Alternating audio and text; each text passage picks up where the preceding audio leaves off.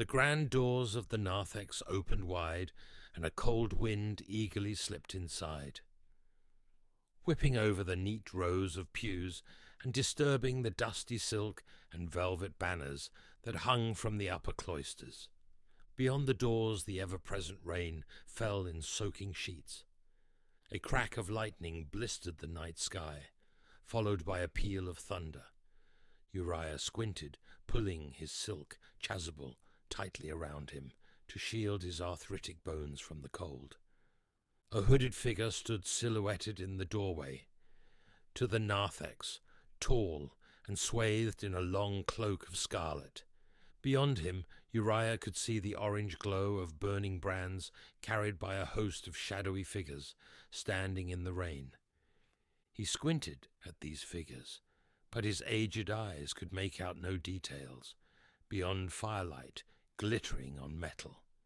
Displaced mercenaries looking for plunder, or something else entirely. The hooded figure stepped into the church, turning to shut the doors behind him.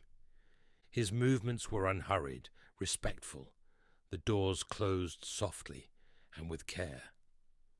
"Welcome to the Church of the Lightning Stone," said Uriah, as the stranger turned toward him. "I was about to begin the midnight service. Would you and your friends wish to join me?" "No," said the man, pulling back his hood to reveal a stern but not unkind face, a remarkably unremarkable face, at odds with his martial bearing. They would not. The man's skin was leathery and tanned from a life spent outdoors. His hair was dark and pulled back into a short scalp lock. "That is a shame," said Uriah. "My midnight service is considered quite popular in these parts. Are you sure they won't come in?" "I'm sure," repeated the man. "They are quite content without." "Without what?" quipped Uriah, and the man smiled. "It is rare to find a man like you with a sense of humor. I have found that most of your kind are dour and leaden-hearted men." "My kind?" "Priests," said the man, almost spitting the word, as though its very syllables were a poison to him. "Then I fear you have met only the wrong kind," said Uriah. "Is there a right kind?" "Of course," said Uriah. "Though, given the times we live in, it would be hard for any servant of the divine to be of good cheer." "Very true," said the man. He moved slowly down the aisle, letting his hands trail over the timber of each pew as he passed. Uriah walked stiffly from the altar to approach the man, feeling his pulse quicken. There was a tangible threat about him, something lurking just beneath his placid exterior, like a rabid dog on a slowly fraying rope. This was a man of violence, and though Uriah felt no immediate danger, he could sense something dangerous, something waiting to surface. Fixing a smile, Uriah extended his hand. "I am Uriah Olathair, last priest of the Church of the Lightning Stone. Might I have your name?" The man smiled and took his hand. For a brief moment something flickered in Uriah's mind. A sensation of recognition, but it was gone before he could grasp it. "My name is not important," said the man. "But if you wish to call me something, you may call me Revelation. An unusual name for one who professes a dislike of priests," said Uriah. "Perhaps," said Revelation, "but one that suits my purposes for the time being." "And what purpose might that be?" "I wish to talk to you," said Revelation. "I wish to learn what keeps you here, when the world is abandoning belief in gods and divinity in the face of the advances of science and reason." Revelation's gaze shifted upward, past the banners, to the incredible ceiling of the church. Uriah felt his unease begin to recede. The man's features softened as he stared at the painted images above. "The great fresco of Isandula," said Uriah. "A divine work, wouldn't you agree?" "It is quite magnificent," agreed the man. "But divine?" I don't think so. Then you have not looked closely enough, answered Uriah, looking up and feeling his heartbeat quicken, as it always did when he saw the wondrous fresco, completed over 1,000 years ago by the legendary Isandula Verona. Open your heart to its beauty, and you will feel the Spirit of God move within you. The ceiling was entirely covered in a series of wide panels, each one depicting a different scene. Nude figures disporting in a magical garden, an explosion of stars, a battle between a golden knight and a silver dragon, and myriad other scenes of a similarly fantastical nature. Despite the passage of centuries and the fitful lighting, the vibrancy of hues, the active architecture, the muscular anatomy of the figures, the dynamic motion, the luminous colorations, and the haunting expressions of the subjects were as awe-inspiring as they had been on the day Verona had set down her brush and allowed herself to die. And the whole world came running when the fresco was revealed, quoted Revelation, his gaze lingering on the panel depicting the knight and the dragon, and the sight of it was enough to reduce all who saw it to stunned silence. You have read your Vastari, said Uriah. I have, agreed Revelation, only reluctantly tearing his gaze from the ceiling. His works are often given to hyperbole, but in this case he was, if anything, understating the impact. You are a student of art? Asked Uriah. I have studied a great many things in my life, said Revelation. Art is but one of them. Uriah pointed to the central image of the fresco, that of a wondrous being of light surrounded by a halo of golden machinery. Then you cannot argue that this is not a work truly inspired by a higher power. Of course I can, said Revelation. This is a sublime work, whether any higher power exists or not. It does not prove the existence of anything. No gods ever created art. In an earlier age, some might have considered such a sentiment blasphemy. Blasphemy, said Revelation with a wry smile, is a victimless crime. Despite himself, Uriah laughed. Touché, but surely only an artist moved by the divine could create such beauty? I disagree, said Revelation. Tell me, Uriah, have you seen the great cliff sculptures of the Mariana Canyon? No, said Uriah, though I have heard they are incredibly beautiful. They are indeed, 1,000-meter-high representations of their kings, carved in stone that no weapon can mark or drill can cut. They are at least as incredible as this fresco, somehow worked into a cliff that had not seen sunlight in 10,000 years. Yet, a godless people carved them in a forgotten age. True art needs no divine explanation. It is just art. You have your opinion, said Uriah politely. I have mine. Isandula was a genius and a magnificent artist. That much is beyond question, continued Revelation. But she also had to make a living, and even magnificent artists must take commissions where they are to be found. I have no doubt this undertaking paid very well, for the churches of her time were obscenely wealthy organizations. But had she been asked to paint a ceiling for a palace of secular governance, might she not have painted something just as wondrous? It's possible, said Uriah, but we shall never know. No, we won't, agreed Revelation, moving past Uriah towards the altar. And I am tempted to believe there is an element of jealousy whenever people invoke the divine to explain away such wonderful creations. Jealousy? Absolutely, said Revelation. They cannot believe another human being can produce such sublime works of art when they cannot. Therefore, some deity reached into the artist's brain and inspired it. That is a very cynical view of humanity, said Uriah. Elements of it, yes, said Revelation. Uriah shrugged and said, This has been an interesting discussion, but you must excuse me, friend Revelation. I have to prepare for my congregation. No one is coming, said Revelation. It is just you and I. Uriah sighed. Why are you really here? This is the last church on Terra, said Revelation.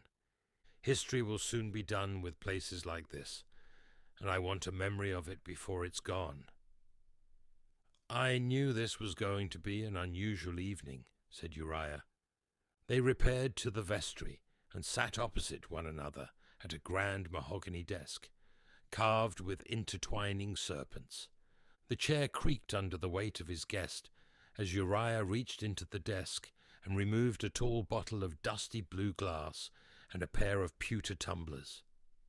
He poured dark red wine for the pair of them and sat back in his chair. Your good health, said Uriah, raising his tumbler. And yours, replied Revelation.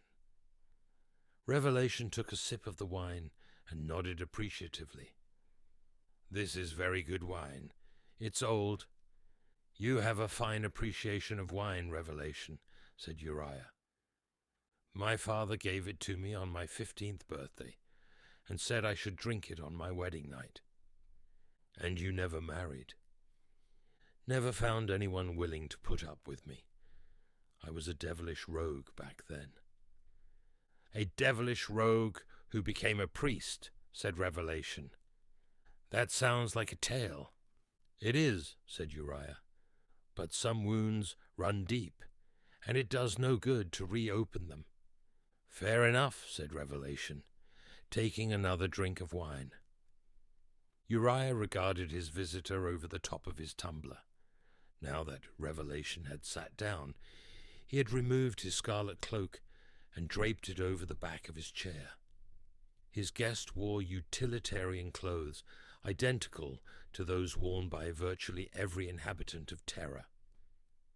Save that his were immaculately clean, he wore a silver ring on his right index finger, which bore a seal of some kind, but Uriah couldn't make out what device was worked upon it. Tell me, Revelation, what did you mean when you said this place would soon be gone? Exactly what I said, replied Revelation. Even perched all the way up here, you must surely have heard of the Emperor and his crusade, to stamp out all forms of religion and belief in the supernatural. Soon his forces will come here and tear this place down. I know, said Uriah sadly.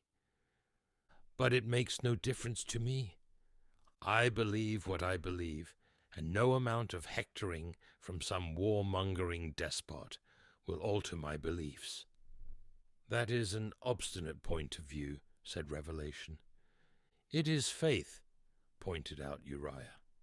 Faith, snorted Revelation. A willing belief in the unbelievable without proof.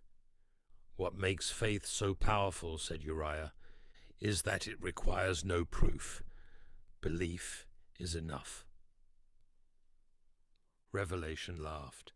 I see now why the Emperor wants rid of it, then. You call faith powerful, I call it dangerous. Think of what people in the grip of faith have done in the past. All the atrocities committed down the centuries by people of faith.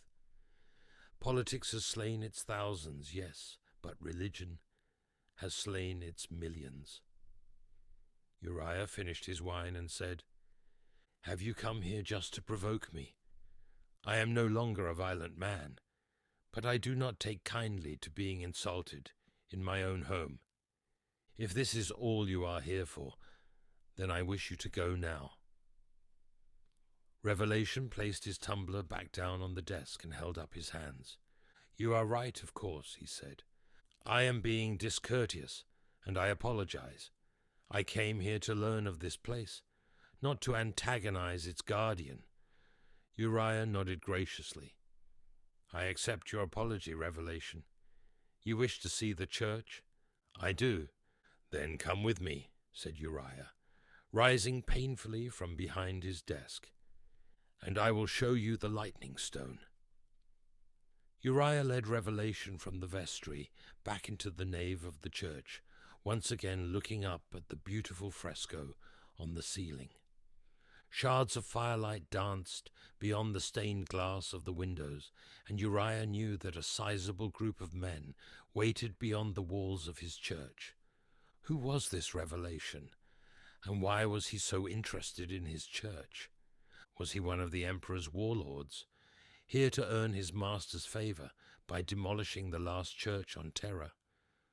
Perhaps he was a mercenary chief, seeking the new master of Terra's gratitude, by destroying icons of a faith that had endured since the earliest days of mankind's struggle towards civilization. Either way, Uriah needed to know more of this Revelation, to keep him talking and learn what he could of his motives. "This way," said Uriah, shuffling towards the chancel, an area behind the altar curtained off from the rest of the church by a rich emerald drape the size of a theatre curtain. He pulled a silken cord, and the drape slid aside to reveal a high, vaulted chamber of pale stone, in which stood a tall megalith that rose from the center of a circular pit in the ground. The stone was napped like flint and had a distinct, glassy and metallic texture to its surface. The mighty stone stood around 6 meters tall, tapering towards the top, such that it resembled an enormous spear tip. It reared up from the ground, the tiled floor of the pit laid around it. Patches of wiry, rust-colored bracken clustered at its base. "The lightning stone," said Uriah proudly, descending a set of stairs built into the ceramic tiled walls of the pit to place a hand on the stone. He smiled, feeling the moist warmth of it. Revelation followed Uriah into the pit, his gaze traveling the length of the stone as he circled it appreciatively. He too reached out to touch it and said, "So this is a holy stone?" "It is, yes," said Uriah. "Why?" "What do you mean?" "Why what?" "I mean, why is it holy? Was it deposited on the ground by your God? Was a holy man martyred here? Or did a young girl receive some revelation while praying at its base?" "Nothing like that," said Uriah, trying to keep the irritation from his voice. "Thousands of years ago, a local holy man, who was deaf and blind, was walking in the hills hereabouts when a sudden storm came in over the western ocean. He hurried back down to the village below, but it was a long way, and the storm broke before he could reach safety. The holy man took shelter from the storm in the lee of the stone, and at the height of the storm it was struck by a bolt of lightning from the heavens. He was lifted up and saw the stone wreathed in a blue fire, in which he saw the face of the Creator and heard his voice. "Didn't you say this holy man was deaf and blind?" said Revelation. "He was, but the power of God cured him of his afflictions," said Uriah. He immediately ran back to the village and told the people there of the miracle. "And then what happened?" "The holy man returned to the lightning stone and instructed the townspeople to build a church around it. The story of his healing soon spread, and within a few years thousands were crossing the silver bridge to visit the shrine. For a spring had begun to flow from the base of the stone, and its waters were said to be imbued with healing properties." "Healing properties?" asked Revelation. "It could cure diseases, mend broken limbs?" "So the church records say," said Uriah. "This bathing chamber was built around the stone, and people came from across the lands to bathe in the sacred waters while they still flowed." "I knew of a similar place far to the east of this land," said Revelation. "A young girl claimed to have seen a holy vision of a holy woman that bore a conspicuous similarity to a religious order of which her aunt was a member. Bathing houses were set up there too, But the men that ran the site were afraid the output of their holy spring would be insufficient, so they only changed the water in the pools twice a day. Hundreds of dying and diseased pilgrims passed through the same water every day, so you can imagine what a horrible slop it was. At the end, threads of blood, sloughed off skin, scabs, bits of cloth and bandage, an abominable soup of ills. The miracle was that anyone emerged alive from this human slime at all, let alone was cured of anything. Revelation reached out to touch the stone once more, and Uriah saw him close his eyes as he laid his palm flat on the glistening stone. Hematite from a banded ironstone formation, said Revelation.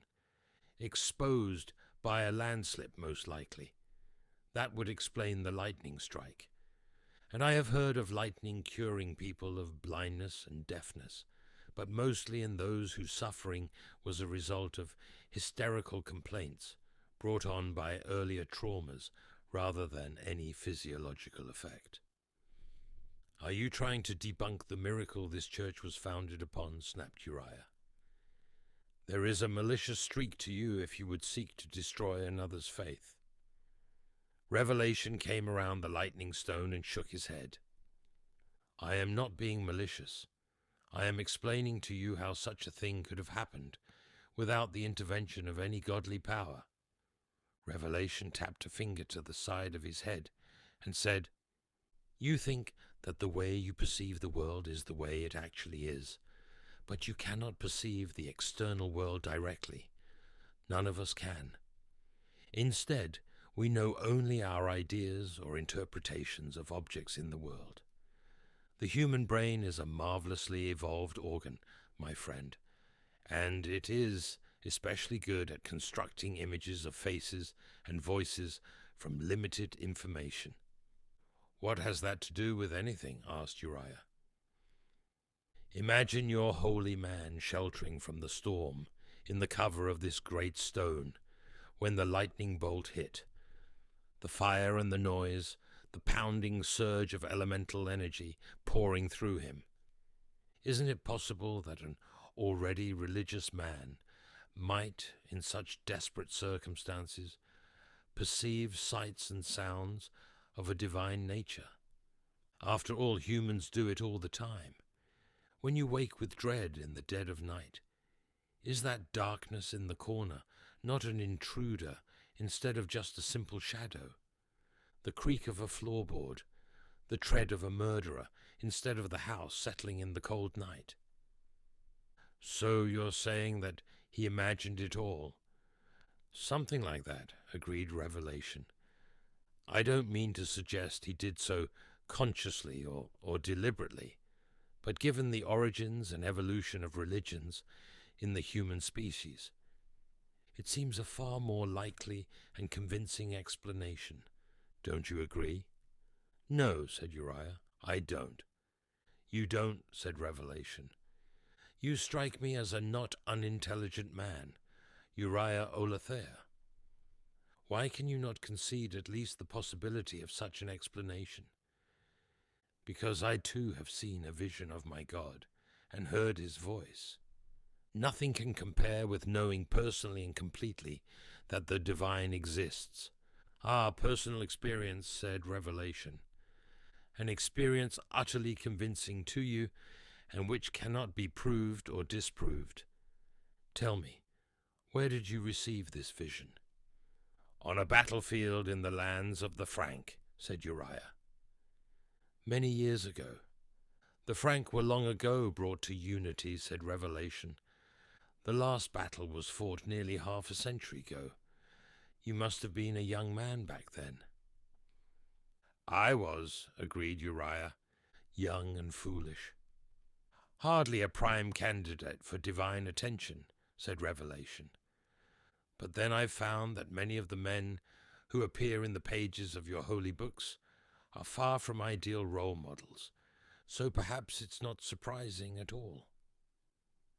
Uriah fought down his anger at Revelation's mocking tone, turning away from the lightning stone and climbing from the pit.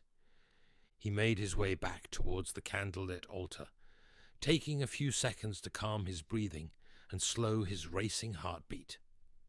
He lifted the leather-bound book from beside the candle and took a seat on one of the pews facing the altar. He heard Revelation's footsteps and said, "You come in an adversarial mood, Revelation. You say you wish to learn of me and this church? Well, come, let us joust with words, thrust and parry one another's certainties with argument and counter-argument. Say what you will, and we will spar all night if you desire. But come sunrise, you will leave and never return." Revelation descended the steps of the altar, pausing to admire the doomsday clock. He saw the book in Uriah's hands and folded his arms. "That is my intention.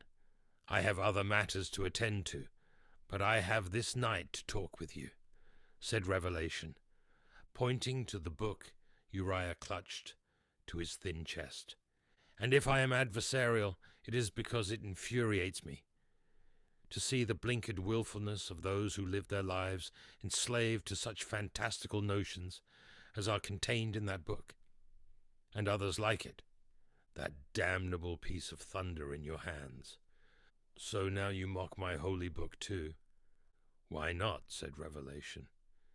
"That book is 9 centuries worth of agglomerated texts, assembled, rewritten, translated, and twisted to fit the needs of hundreds of mostly anonymous and unknown authors. What basis is that to take guidance for your life?" "It is the holy word of my God," said Uriah. "It speaks to everyone who reads it." Revelation laughed and tapped his forehead. If a man claimed his dead grandfather was speaking to him, he'd be locked up in an asylum. But if he were to claim the voice of God was speaking to him, his fellow clerics might well make him into a saint. Clearly, there is safety in numbers when it comes to hearing voices, eh? "This is my faith you are talking about," said Uriah. "Show some damned respect." "Why should I?" said Revelation. "Why does your faith require special treatment? Is it not robust enough to stand some questioning? No one else on this world enjoys such protection from scrutiny, so why should you and your faith be singled out for special treatment?" "I have seen God," hissed Uriah. "I saw his face and heard his words in my soul." "If you have had such an experience, you may believe it was real, but do not expect me or anyone else to give it credence, Uriah," said Revelation. "Just because you believe a thing to be true does not make it so." "I saw what I saw, and I heard what I heard that day," said Uriah, his fingers clenching tightly on the book as long-buried memories swam to the surface. "I know it was real." "And where in Frank did this miraculous vision take place?" Uriah hesitated, reluctant to give voice to the name that would unlock the box in which he had shut the memories of his past life. He took a breath. "On the killing field of Gaduare." "You were at Gaduare," said Revelation, and Uriah couldn't tell if Revelation's words were a question or simply an acknowledgement. For the briefest second it sounded as though Revelation already knew. "Aye," said Uriah. "I was... Will you tell me what happened?" "I'll tell you of it," whispered Uriah. "But first I'll need another drink." Once again, Uriah and Revelation returned to the vestry.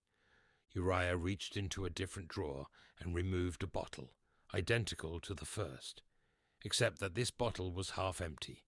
Revelation sat, and Uriah noticed the chair protested once more at his weight, though the man was not especially bulky. Uriah shook his head as Revelation held out the pewter tumbler. "No, this is the good stuff. You don't drink it from a tumbler, you drink it from a glass." He opened a walnut cabinet behind his desk and lifted out 2 cut crystal copitas, depositing them on the desktop amid the clutter of papers and scrolls. He uncorked the bottle, and a wonderful peaty aroma filled the room, redolent with the memories of high pastures, fresh tumbling brooks, and dark shadow-filled woods. "The water of life," said Uriah, pouring 2 generous measures, and sitting opposite Revelation. The liquid was heavy and amber, the crystal of the glass refracting slivers of gold and yellow through it. "Finally," said Revelation, lifting his glass to take a drink. "A spirit I can believe in." Uriah said, "No, not yet. Let the vapors build. It intensifies the flavor. Swirl it a little. See the little slicks on the side of the glass. They're called tears, and since they're long and descending slowly, we know the drink is strong and full-bodied. Can I drink it now?" "Patience," said Uriah. "Carefully nose the drink, yes? Feel how the aromas leap out at you and stimulate your senses. Allow yourself to react to the moment. Let the scents awaken the memories of their origin." Uriah closed his eyes as he swirled the golden liquid around the glass below his nose, letting the fragrances of a lost time wash over him. He could smell the mellow richness of the alcohol, his memory alight with sensations he had never experienced. Running through a wild wood of thorns and heather at sunset, the smoke from a fire in a wooden hall with a woven roof of reeds and which was hung with shields. Above all, he sensed a legacy of pride and tradition encapsulated in each element of the drink. He smiled as he was taken back to his youth. "Now drink," he said, "a generous sip. Swirl the drink over your tongue, cheeks, and palate for a few seconds, before you let it slide down as you swallow." Uriah sipped his drink and reveled in the silky smoothness of its warmth. The drink was powerful and tasted of toasted oak and sweet honey. "Ah, that's a flavor I've not had in a long time," said Revelation. Uriah opened his eyes to see a contented smile on his visitor's face. "I didn't think any remained." Revelation's features had relaxed, and Uriah saw his cheeks glow with a rosy health. For no reason he could identify, Uriah felt less hostile to Revelation now, as if they had shared a moment of sensation that only 2 connoisseurs could appreciate. "It's an old bottle," explained Uriah. "One I was able to rescue from the ruin of my parents' home." "You make a habit of keeping old alcohol around," said Revelation. "A throwback to my wild youth," said Uriah. "I was fond of drink a little too much, if you take my meaning." "I do. I have seen many great individuals brought low by such an addiction." Uriah took another sip, a smaller one this time, and savored the heady flavors before continuing. "You said you wanted to know of Gaduare. If you are ready and willing to tell me of it, yes." Uriah sighed. "Willing, yes. Ready? Well, I suppose we will find out, huh?" "Gaduare was a bloody day," said Revelation. "It was hard on all who were there." Uriah shook his head. "My eyes are not what they once were, but I can still tell that you are too young to know of Gaduare. You would not even have been born when that battle was fought." "Trust me," said Revelation. "I know of Gaduare." The tone of Revelation's words sent a shiver down Uriah's spine, and as their eyes met, he saw such a weight of knowledge and history that he felt suddenly humbled and ashamed for arguing with Revelation. The man put down his glass, and the moment passed. "I should tell you a little of myself first," said Uriah. "Who I was back then, and how I came to find God on the battlefield of Gaduare, if you've a mind to hear it, that is. Of course, tell what you feel you need to tell." Uriah sipped his drink and said, "I was born in the town below this church, nearly 80 years ago, the youngest son of the local lord. My clan had come through the final years of Old Night, with much of their wealth intact, and they owned all the land around these parts, from this mountain down to the mainland bridge. I wish I could say I was treated badly as a child, you know, to give some reason for why I turned out the way I did, but I can't. I was indulged and became something of a spoiled brat, given to drinking, carousing, and bouts of petulance. Uriah sighed. Looking back, I realize what a fool I was, but of course it's the lot of old men to look at themselves as youngsters, and realize too late all the mistakes they made and regrets they carry. Anyway, I decided in my adolescent fires of rebellion that I was going to travel the world and see whatever free corners of it remained in the wake of the Emperor's conquests. So much of the world had been brought under his sway, but I was determined to find one last patch of land that wasn't yet under the heel of his thunderbolt and lightning armies. You make it sound like the Emperor was a tyrant, said Revelation. He ended the wars that were destroying the planet and defeated dozens of tyrants and despots. Without his armies, mankind would have descended into anarchy and destroyed itself within a generation. Aye, and maybe we'd have been better off that way, said Uriah, taking another sip of his drink. Maybe the universe decided we'd had our chance and our time was up. Nonsense. The universe cares not a whit for our actions or us. Our fate is wrought by our own hands. A philosophical point we'll no doubt return to, said Uriah. But I was telling you of my youth. Yes, of course, said Revelation, and continue. Thank you. Well, after I announced my intention to travel the world, my father was good enough to grant me a generous stipend and a retinue of soldiers to protect me on my journeys. I left that very day and crossed the Silver Bridge 4 days later, travelling across a land recovering from war, and which was growing fat on labours decreed by the Emperor. Hammers beat out plates of armour, blackened factories churned out weapons, and entire towns of seamstresses created new uniforms for his armies. I crossed to Europa and caroused my way across the continent, seeing the eagle-stamped banner everywhere I went. In every town and city I saw people giving thanks to the Emperor and his mighty thunder giants, though it all seemed hollow, like they were going through the motions because they were too afraid not to. I'd seen an army of the Emperor's giants once, when I was a child, but this was the first time I had seen them in the wake of conquest. Uriah's breath caught in his throat as he remembered the warrior's face, leaning down to regard him, as though he had been less than an insect. I was drunk and whoring my way down the Tali Peninsula when I came upon a garrison of the Emperor's super soldiers at a ruined cliff-top fortress, and my romantic, rebellious soul couldn't help but try and bait them. Having seen them in battle, I shudder now to think of the hideous danger I was in. I shouted at them, calling them freaks and servants of a bloodthirsty, tyrannical monster whose only thought was the enslavement of mankind to his own towering ego.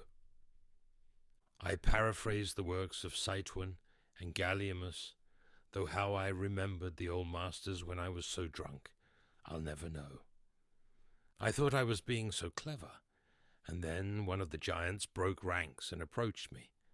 Like I said, I was monumentally drunk and filled with that sense of invincibility that only drunks and fools know.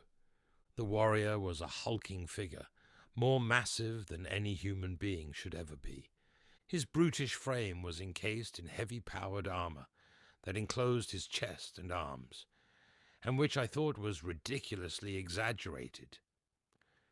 In previous wars, most warriors preferred to grapple with one another in close combat, rather than use long-range weapons, said Revelation.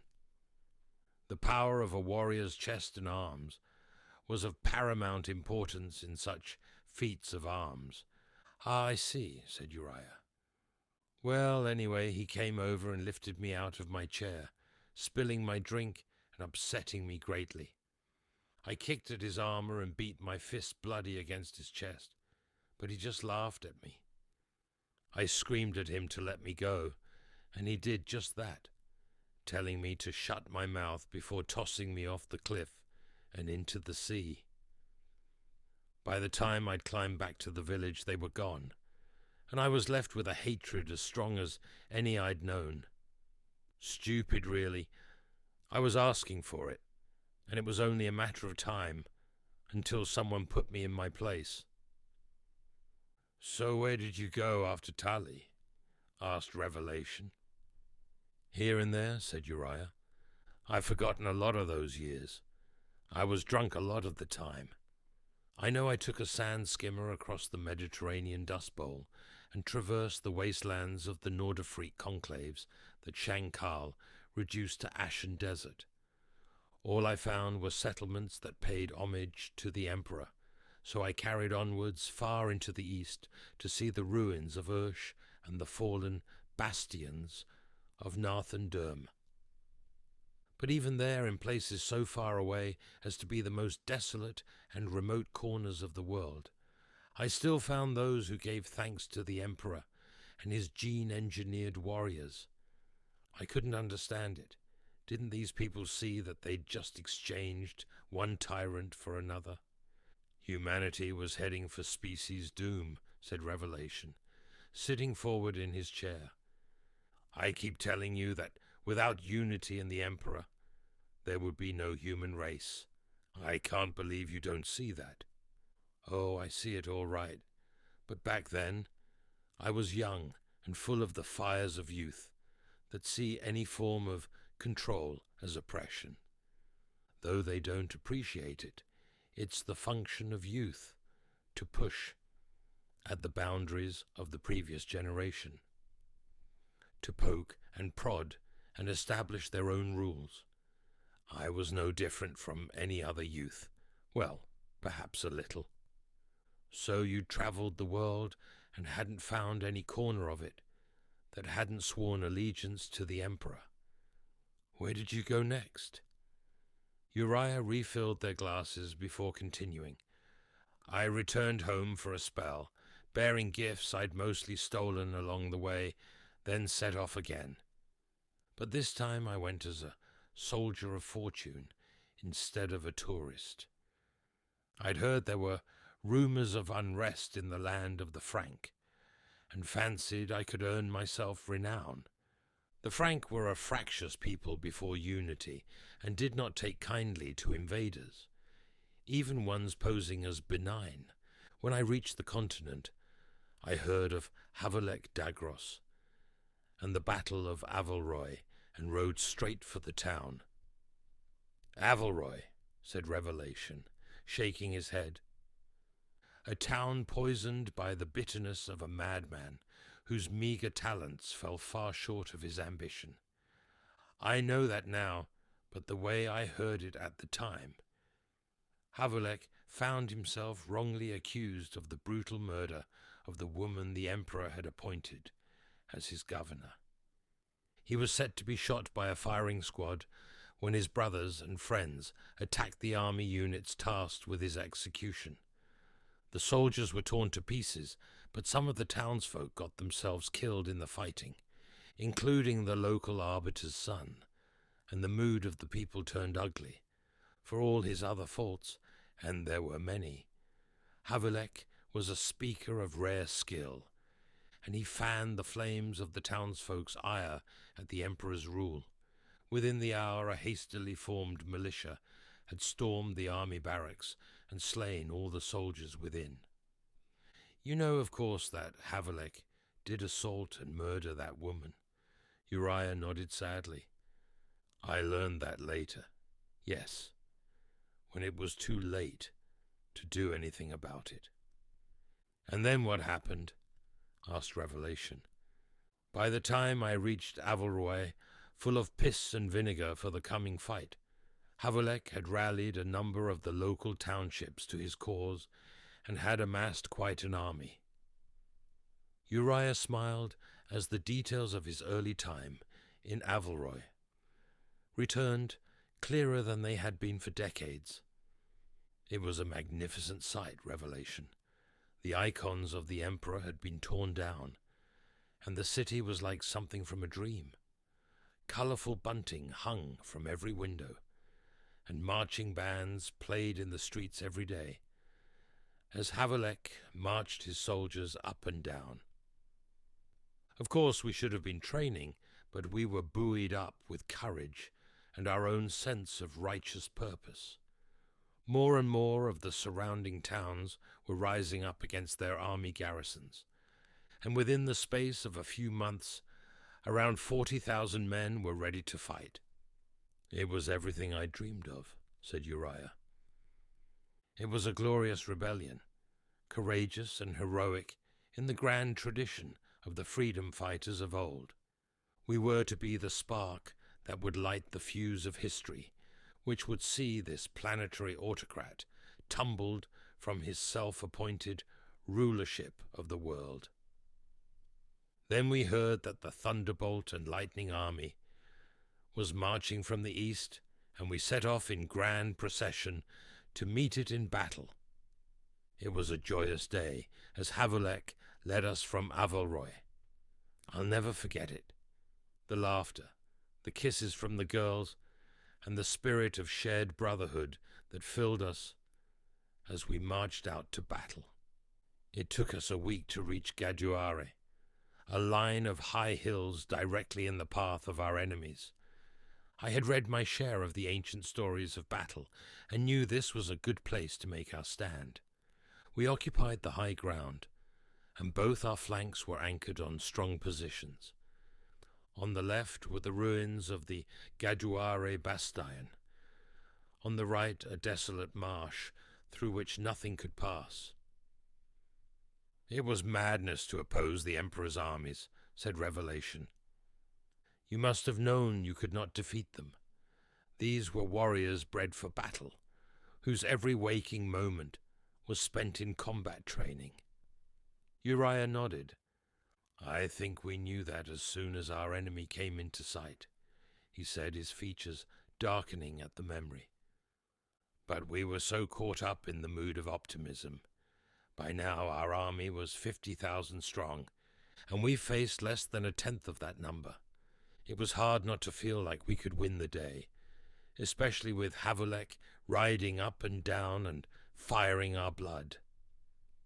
His brother tried to calm him, but it was already too late, and we charged from the hillside like mad. Glorious fools, screaming war cries and waving swords, pistols and rifles above our heads. I was in the 6th rank, and we'd covered nearly a kilometre by the time we got anywhere near the ranks of the giants. They hadn't moved since we'd set off, but as we got close, they shouldered their guns and opened fire. Uriah paused and took a long gulp of his drink. His hand was shaking, and he carefully and deliberately set his glass down on the desk as he continued. "I'll never forget the noise," he said. It was like a thunderstorm had suddenly sprung into existence, and our first 5 ranks were completely cut down, dead to a man without even the time to scream. The enemy's bolts tore limbs from bodies or simply burst men apart like wet sacks. I turned to shout something, I forget what exactly, when I felt a searing pain in the back of my head, and I fell over the remains of a man who'd had his entire left side blown off. It looked like he'd exploded from the inside out. I rolled onto my knees and felt the back of my head. It was sticky and matted with blood, and I realized I'd been hit, a ricochet or a fragment. Anything larger, and I'd have lost my head. I could feel the blood running from me and looked up in time to see our enemies fire again. That's when I started to hear screams. Our charge had ground to a halt, men and women milling around in confusion and fear as they suddenly understood the reality of what Havelek had begun. The Thunder Warriors put up their guns and marched towards us, unsheathing swords with serrated edges and motorized blades. The noise, oh God, I'll never forget the noise they made, a roar like something out of a nightmare. We were already beaten. Their first volley had broken us. I saw Havelek lying dead in the middle of the field. The lower half of his body had been blown clean off, and I saw the same terror I was feeling on every face around me. People were begging for mercy, throwing down their weapons and trying to surrender, but the armored warriors didn't stop. They marched right up to us and hacked into us without mercy. We were cut apart and brutalized with such economy of force that I couldn't believe so many people could die in so short a time. This wasn't war, at least not as I'd read about it, where men of honor fought in glorious duels. This was mechanized butchery. I'm not ashamed to say I ran, Uriah continued. I ran soiled and bleeding for safety. I ran like all the demons of legend were after me, and all the time I was hearing the awful sound of people dying. The wet sound of flesh splitting open and the stench of voided bowels and opened bellies. I can't remember anything much of my flight, just random flashes of dead bodies and screams of pain. I ran until I couldn't run anymore, and then I crawled through the mud until I lost consciousness. When I woke, which I was surprised I did at all, I saw it was dark. Pyres had been lit, and the victory chants of the Thunder Warriors drifted over the killing field. Havelek's army had been destroyed, not routed or put to flight, destroyed. In less than an hour, 50,000 men and women had been killed. I think I knew even then that I was the only survivor. I wept beneath the moonlight, and as I lay there bleeding to death in agony, I thought of how pointless my life had been, the heartbreak and ruin I'd visited upon others in my reckless pursuit of hedonism and self-interest. I wept for my family and myself, and that was when I realized I wasn't alone. "Who was with you?" asked Revelation. "The power of the divine," said Uriah. I looked up and saw a golden face above me, a face of such radiance and perfection that my tears were no longer shed for pain, but for beauty. Light surrounded this figure, and I averted my eyes for fear I'd be blinded. I'd been in pain, but now that pain was gone, and I knew I was seeing the face of the divine. I couldn't describe that face to you, not with all the poetic images in the world at my disposal, but it was the most exquisite thing I had ever seen. I felt myself lifted up, and I thought that this was the end for me. And then the face spoke to me, and I knew I was destined to live. "What did this face say to you?" asked Revelation. Uriah smiled. He said, "Why do you deny me? Accept me, and you will know that I am the only truth and the only way." "Did you reply?" "I couldn't," said Uriah. "To utter any words would have been base. In any case, my tongue was quite stilled by the awesome vision of God." "What made you think it was God?" "Did you not hear what I said earlier about the brain's ability to perceive what it wants to? You were a dying man on a battlefield, surrounded by your dead comrades, and you were having an epiphany of the futility of the life you had led. Surely you can think of another explanation for this vision, Uriah. A more likely explanation that does not require the supernatural." "I need no other explanation," said Uriah firmly. "You may be wise in many things, Revelation, but you cannot know what goes on in my own mind. I heard the voice of God and saw his face. He bore me up and set me into a deep slumber. And when I awoke, my wounds were healed." Uriah turned his head so that Revelation could see the long scar on the back of his neck. A piece of bone shrapnel had been embedded in my skull, barely a centimetre from severing my spinal cord. I was alone on the battlefield, and I decided to return to the land of my birth. But when I returned, I found my family home in ruins. The townsfolk told me that Scandian raiders from the north had heard of my family's wealth and come south in search of plunder. They killed my brother, then violated my mother and sister in front of my father to force him to tell them where he hid his treasures. They couldn't know my father had a weak heart, and he died before they could learn his secrets. I found my home in ruins and my family little more than bleached cadavers. I am sorry to hear of your loss, said Revelation. If it is any consolation, the Scandians would not accept unity and were wiped out 3 decades ago. I know, but I do not revel in death any more, said Uriah. The men who killed my family will have been judged by God, and that is justice enough for me. That is noble of you, said Revelation, real admiration in his voice. I took a few keepsakes from the ruins and made my way to the nearest settlement, Uriah continued, thinking I'd get blind drunk and then try to figure out what to do with my life. I was halfway there when I saw the Church of the Lightning Stone and knew I had found my purpose in life. I had spent my life until that point living only for myself, but when I saw the spire of the church, I knew that God had a purpose for me. I should have died at Gaduare, but I was saved for a reason. And what reason was that? To serve God, said Uriah, to bring his word to the people. And that's what you've been doing here? Uriah nodded. It's what I've been trying to do, but the Emperor's promulgators traverse the globe with his message of reason and the refutation of gods and the supernatural. I assume that is why you are here, and why none of my congregation has come to the church tonight. You are correct, said Revelation.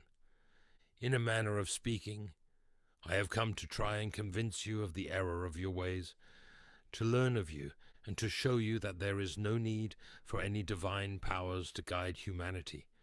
This is the last church on Terra, and it falls to me to offer you this chance to embrace the new way willingly. Or, Revelation shook his head. There is no or, Uriah. Come, let us go back out into the church as we talk. I want to instruct you on all that belief in gods has done for humanity down the ages, the bloodshed, the horror, and the persecution. I will tell you of this, and you will see how damaging such belief is. And then what? You'll be on your way. We both know that's not what's going to happen, don't we?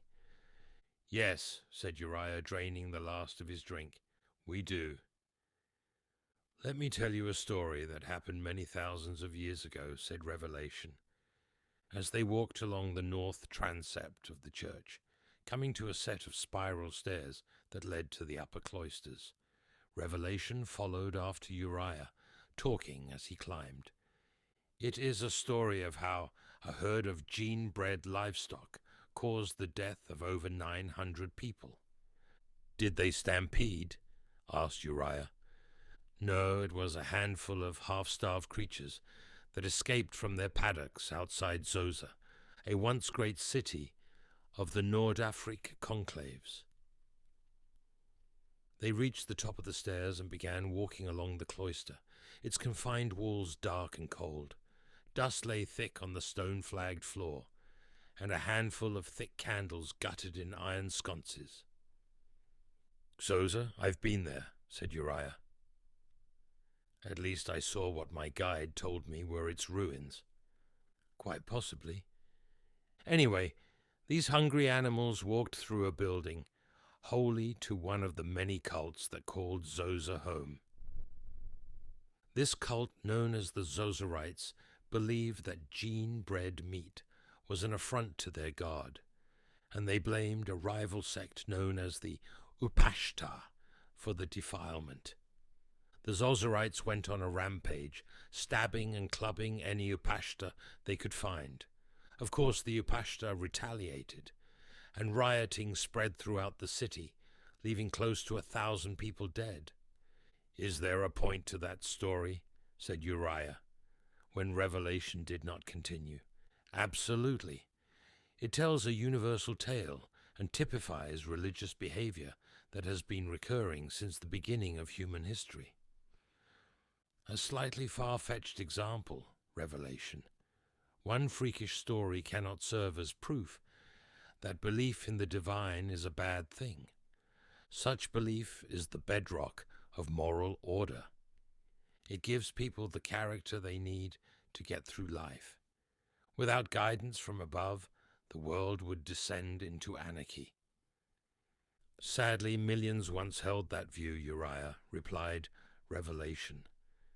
"But that old truism just isn't true. The record of human experience shows that where religion is strong, it causes cruelty.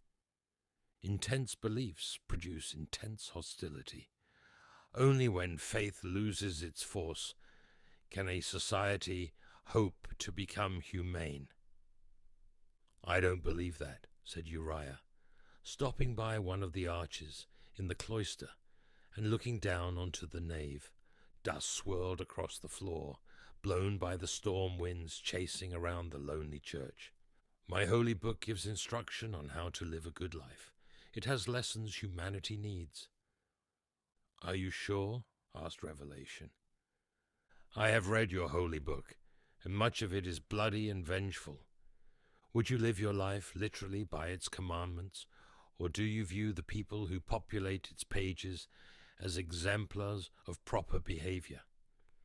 Either way, I suspect the morals espoused would be horrifying to most people."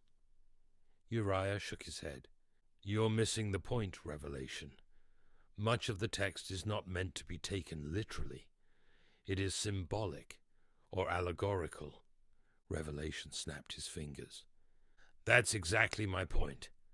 You pick and choose which bits of your book to take literally and which to read as symbolic, and that choosing is a matter of personal decision, not divinity. Trust me, in ages past, a frightening number of people took their holy books absolutely literally, causing untold misery and death because they truly believed the words they read.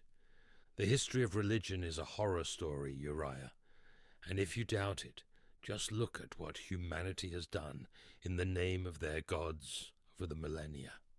Revelation continued, his voice steady and sharp.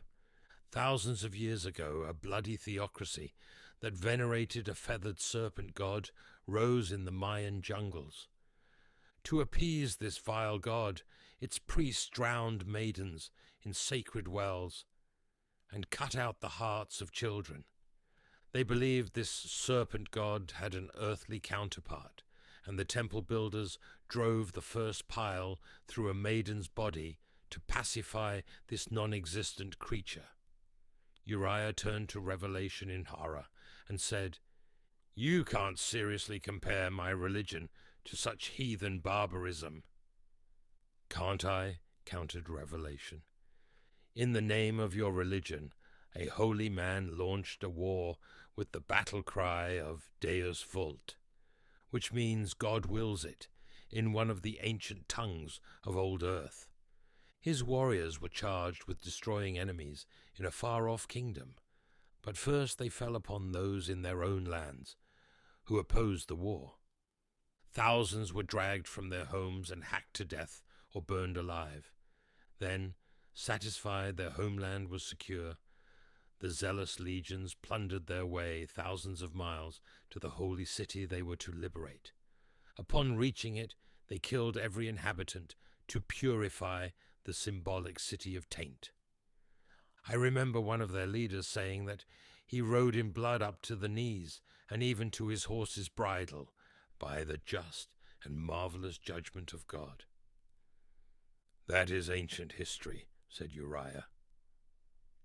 "You cannot vouchsafe the truth of events so lost in the mists of time. If it were one event, I might agree with you, replied Revelation. But just 100 or so years later, another holy man declared war on a sect of his own church. His warriors laid siege to the sect's stronghold in ancient France, and when the city fell, his generals asked their leader how they might tell the faithful from the traitor among the captives. This man, who followed your God, ordered the warriors to kill them all. God will know his own. Nearly 20,000 men, women, and children were slaughtered. Worst of all, the hunt for any that had escaped the siege led to the establishment of an organization known as the Inquisition, a dreadful, monstrous plague of hysteria that gave its agents free rein to stretch, burn, pierce, and break their victims on fiendish pain machines to force them to confess to disbelief and identify fellow transgressors.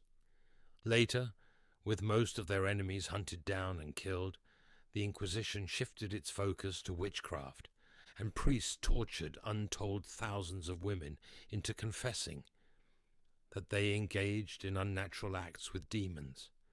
They were then burned or hanged for their confessions, and this hysteria raged for 3 centuries in a dozen nations. A madness that saw whole towns exterminated and over 100,000 dead. That is ancient history, repeated Uriah, struggling to maintain his composure in the face of Revelation's chilling tales. You cannot equate the mistakes of the past with the faith we hold today. If you believe that, then you have been shut away in this drafty church for far too long, Uriah, said Revelation. You must have heard of Cardinal Tang, a mass-murdering ethnarch who practiced a crude form of eugenics. His bloody pogroms and death camps saw millions dead in the Indonesic bloc. He died less than 30 years ago after seeking to return the world to a pre-technological age, emulating the Inquisition's burning of scientists, mathematicians, and philosophers who contradicted the Church's view on cosmology. Uriah could stand no more. He walked towards the stairs at the far end of the cloister that led down into the narthex. You fixate on the blood and death, Revelation, he said. You forget all the good that can be achieved through faith. If you think religion is a force for good, Uriah, then you're not seeing the superstitious savagery that pervades the history of our world, said Revelation. It's true that just before the descent of Old Night, religion gradually lost its power over life, but like the worst kind of poison, it lingered and fostered division among the people of the world that endured. Without belief in gods, divisions blur with passing ages. New generations adapt to new times, mingle, intermarry, and forget ancient wounds. It is only belief in gods and divine entities that keep them alien to one another, and anything that divides people breeds inhumanity. Religion is the canker in mankind's heart that serves such an ugly purpose. Enough, snapped Uriah. I have heard enough. Yes, people have done terrible things to one another in the name of their gods, but they have done terrible things to one another without recourse to their beliefs. An acceptance of gods and an afterlife is a vital part of what makes us who we are. If you take that away from humanity, what do you suggest takes its place? In my many years as a priest, I have ministered to many dying people, and the emotional benefits of religion's power to console them and those left behind cannot be underestimated. There is a flaw in your logic, Uriah, said Revelation. Religion's power to console gives it absolutely no more credence or validity. It might very well be a comfort to a dying man to believe that he will go to some bountiful paradise of endless joy. But even if he dies with a wonderful smile on his face, it means nothing in the grand scheme of things, as far as the truth of the matter is concerned. Maybe not, Uriah said quietly, but when my time comes, I will die with my God's name on my lips. Are you afraid to die, Uriah? Asked Revelation. No. Truly, truly, said Uriah. I have my share of sins, but I have spent my life in the service of my God, and I believe that I have served him faithfully and well. So why is it then, when you go to these people who are dying and clinging to their beliefs, that they don't welcome the end of their life? Surely the gathered family and friends should be of good cheer and should celebrate their relatives' passing. After all, if eternal paradise awaits on the other side, why are they not filled with gleeful anticipation? Could it be that, in their heart of hearts, they don't really believe it? Uriah turned away and made his way down the narthex stairs, his anger and frustration giving him force of pace that quite outweighed the stiffness in his limbs. A cold wind blew in from the outer doors, and he could hear the mutter of voices and the scrape of metal on metal from outside. The narthex of the Church of the Lightning Stone was an austere place, stone walls with niches in which sat statues of various saints that had passed this way in the thousands of years the church had stood. A swaying candelabra, empty of candles, hung from the roof, but it had been many years since Uriah had been able to climb the step-ladder in the storeroom to replace them. He pushed open the door to the church and walked stiffly down the nave towards the altar. 4 of the 6 candles he had lit there had gone out, and the 5th guttered and died in the wind that entered with him. The lone candle burned beside the clock, and Uriah made his way towards it as he heard Revelation enter the church behind him. Uriah reached the altar and lowered himself to a kneeling position with some difficulty. He bowed his head before the altar and clasped his hands together. The Lord of mankind is the light and the way, and all his actions are for the benefit of mankind, which is his people. So it is taught in the holy words of our order, and above all things, God will protect. There's no one there to hear you, said Revelation from behind him. I don't care what you say any more, said Uriah, his voice weary but resolute. You have come here to do what you feel you need to do, and I'll not buttress your ego and self-righteousness by playing along any longer, so just end this charade. As you wish, said Revelation. No more games. A golden light built behind Uriah, and he saw his shadow thrown out onto the graven surface of the altar. The pearlescent hands of the clock shimmered in the reflected light, and the ebony face gleamed. Where once the church had been gloomy and filled with shadows, it was now a place of light.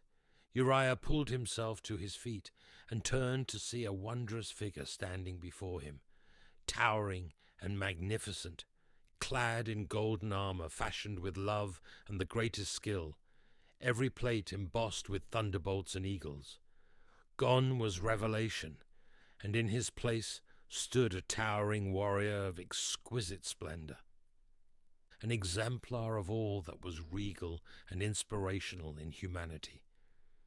The armor bulked his form out beyond measure, and Uriah felt tears spilling from his eyes as he realized he had seen this breathtakingly, achingly perfect face once before. On the killing fields of Gaduare, you, breathed Uriah, stumbling back and collapsing onto his haunches.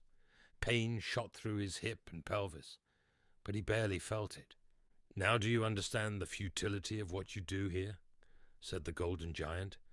Long dark hair spilled around the warrior's face, a face that Uriah could only see through the hazy lens of memory. He could see the unremarkable features of Revelation subsumed into the warrior's countenance, itself so worthy of devotion that it took all Uriah's self-control not to drop to his knees and offer what remained of his life to its glorification. You, repeated Uriah, the pain in his bones no match for the pain in his heart. You are the Emperor. I am, and it is time to go, Uriah, said the Emperor. Uriah looked around at his now gleaming and brightly lit church. Go? Go where? There is nowhere else for me in this godless world of yours. Of course there is, replied the Emperor. Embrace the new way and be part of something incredible.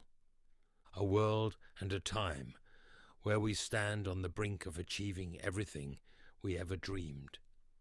Uriah nodded dumbly and felt a firm hand gently take his arm and lift him to his feet once more.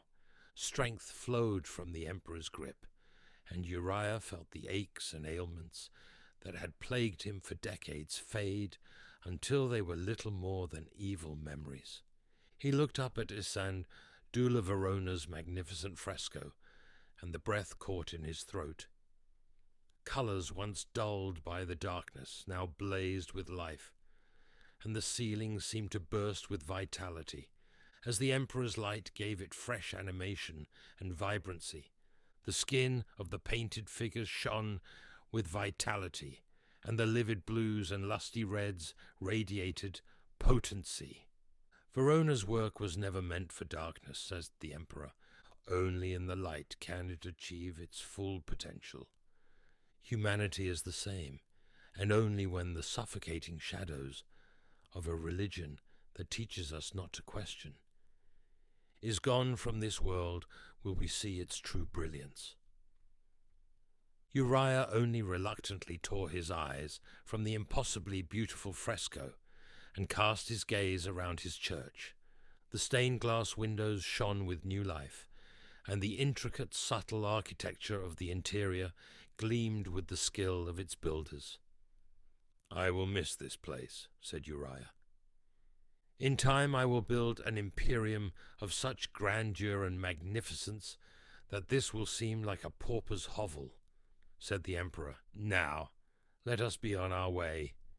Uriah allowed himself to be guided down the nave, his heart heavy with the knowledge that the course of his life had been altered by, at best, a misunderstanding, at worst, a lie. As he followed the Emperor towards the narthex doors, he looked up at the ceiling once more, recalling the sermons he had delivered here, the people who had hung on his every word, and the good that had flowed from this place and into the world.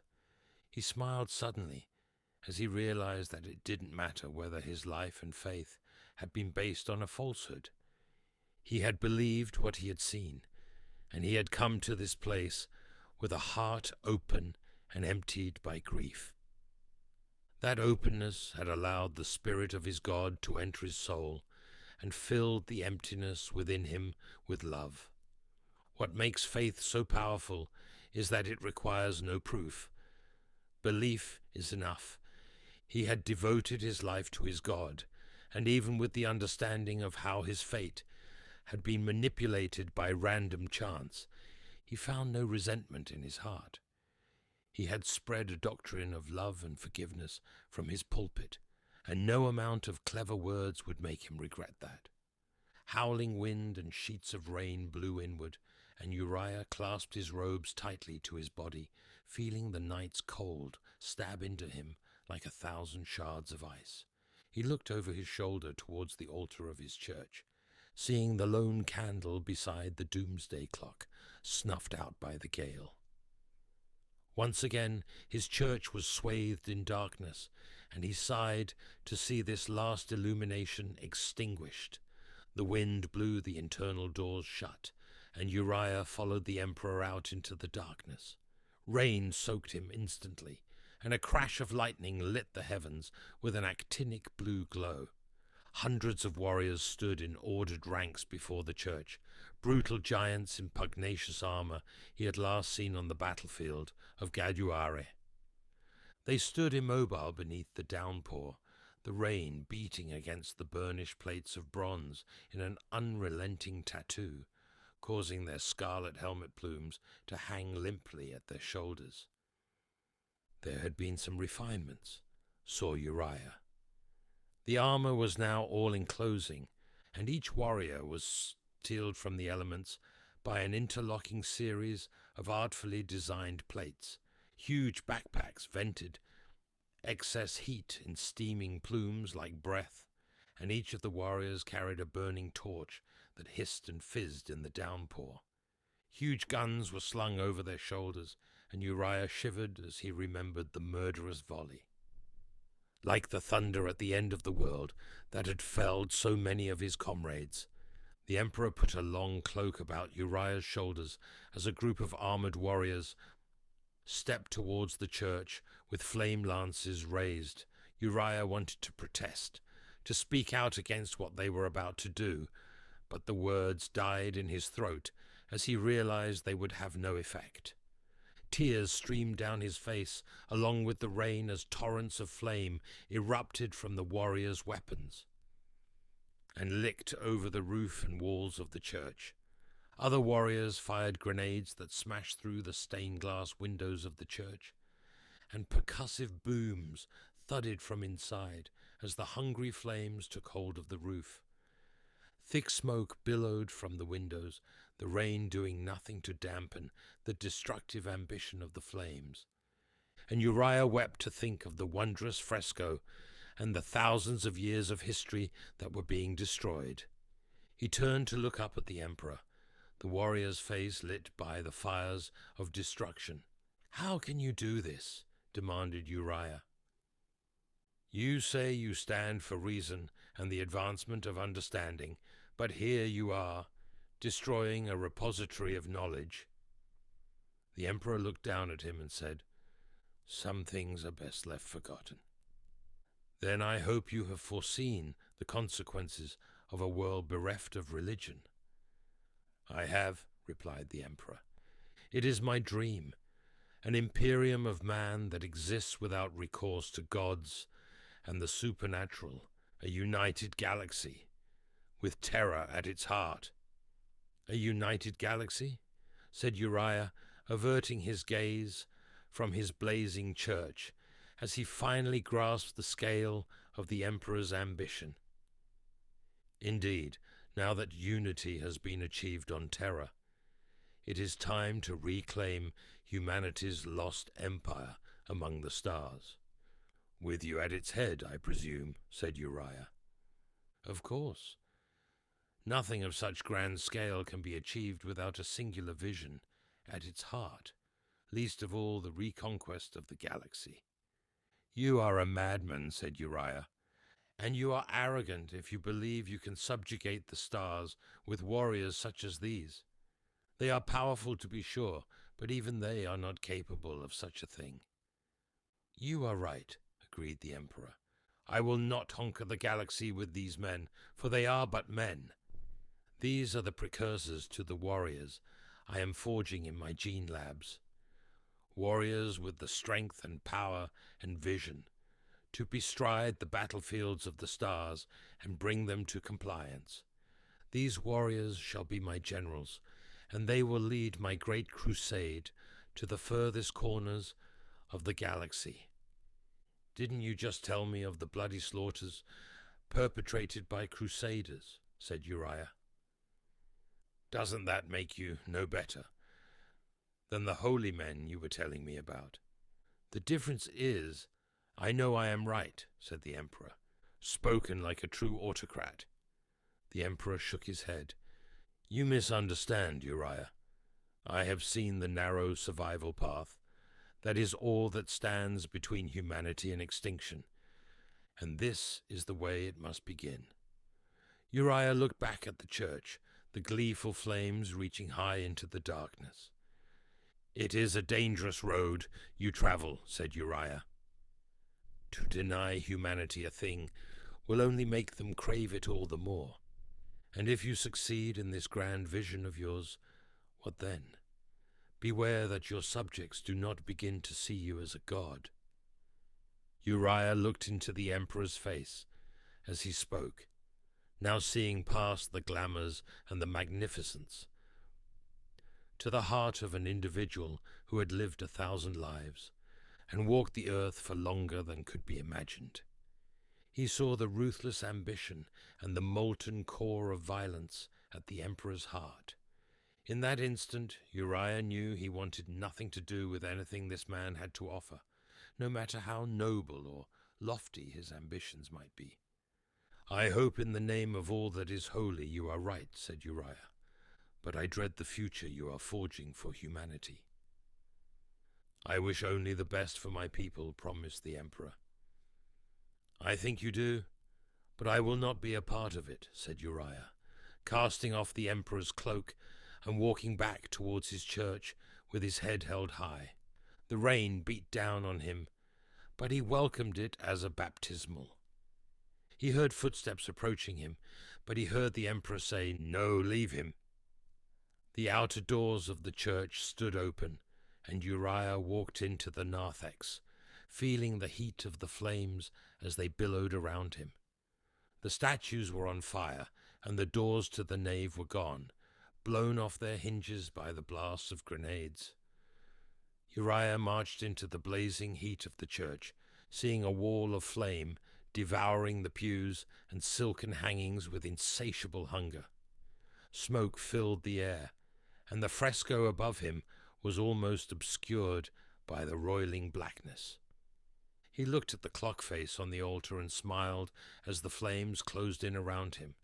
The warriors remained outside the church until it collapsed, the roof timbers crashing down into the building in a tremendous flurry of flying sparks and wreckage. They stayed until the first rays of sunlight crested the mountains and the rain finally extinguished the last of the flames. The ruins of the last church on Terra smouldered in the chill morning air as the Emperor turned away and said, "Come, we have a galaxy to conquer."